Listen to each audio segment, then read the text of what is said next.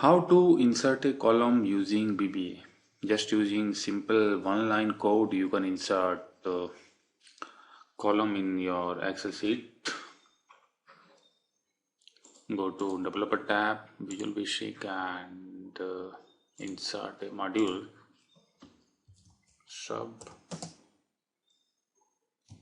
add column.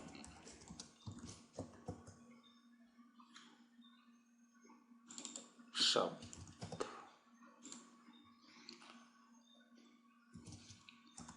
range, we want to add a column before A1 column, dot entire column,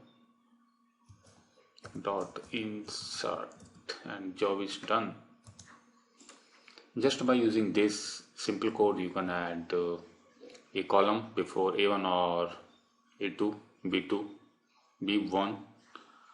So before running this code, write something so we know that it's really worked. Now run the code. See, a column has been added just before A1.